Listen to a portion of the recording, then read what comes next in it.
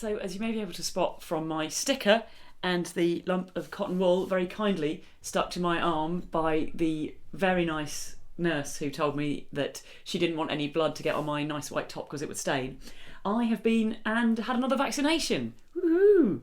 I've had my booster shot today, so it's actually over a year since I originally had my vaccination shots because I was on the AstraZeneca University of Oxford vaccine trial, and actually I was due for a booster a couple of months ago, but then I ended up at the Edinburgh Fringe getting COVID, having the Delta variant, being really very ill, and which goes to demonstrate that the vaccine does wear off and that you need to stay on top of it and get both your shots and your booster when it comes around.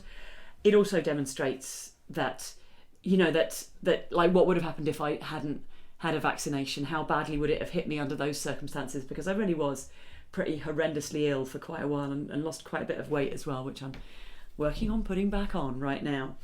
But it brings to my mind the fact that in the early days of vaccination, the UK government would not stop going on about how high our vaccination rates were and how great we were because we'd got so many people vaccinated. And the truth is that didn't really happen because the government was so great. It really happened because AstraZeneca happens to have its research facilities here in the UK and work with the University of Oxford to develop the vaccine. And arguably, we're so great because we give nice deals to our cosy friends at the big pharmaceutical companies. It's not actually that great when you think about it in great detail, but nonetheless, the government, once we were ahead of the curve on vaccination, made it a big selling point, and now they just don't talk about it. Why would that be?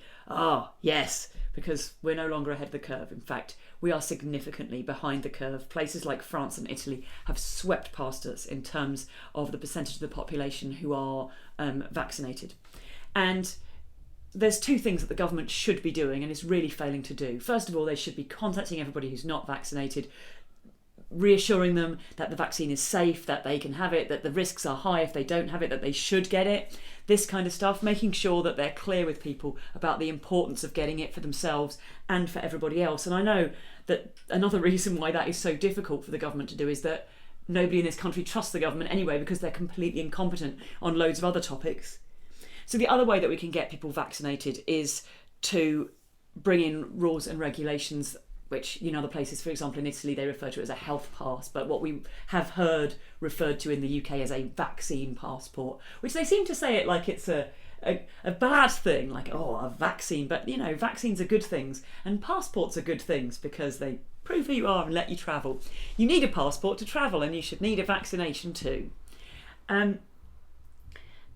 When they put these restrictions in, as they, for example, in Italy right now, to go to loads and loads of events and things like this, you need to either bring your health pass that shows you're vaccinated, or you have to get tested for COVID every 3 days, which just gets expensive and time consuming, and people quickly realise, actually, it would be easier to just get a vaccination. The vast majority of unvaccinated people are not crazy conspiracy theorists.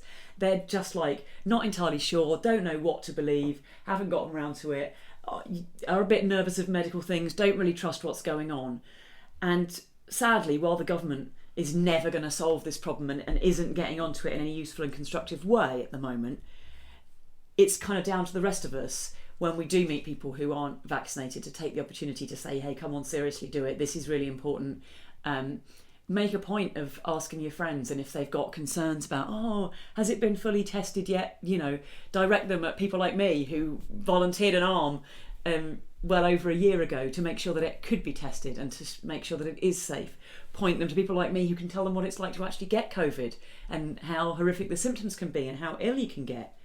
And we also should be talking about this in the media. Why does the media let the government get away with, this is the subject we want to talk about, and now when we don't mention something, the media don't stay on the case about it. Instead, we're all up in arms about whether Insulate Britain have caused any disturbances on the motorways.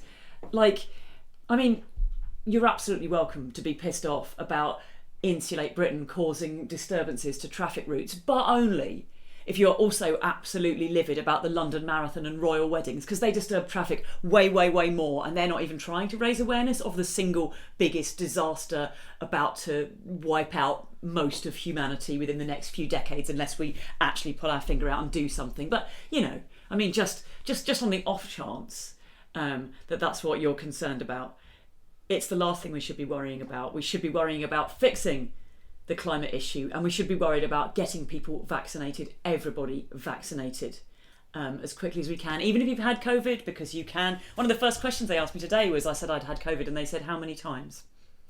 Like, it is not that unusual to get it twice. Even if you've had it, go out and get vaccinated. I went to a walk-in centre today, so it's that simple. You just walk through the door. I was out in half an hour, and they were even considerate enough to make sure I didn't stain my nice white top. I'll see you next week. Take care.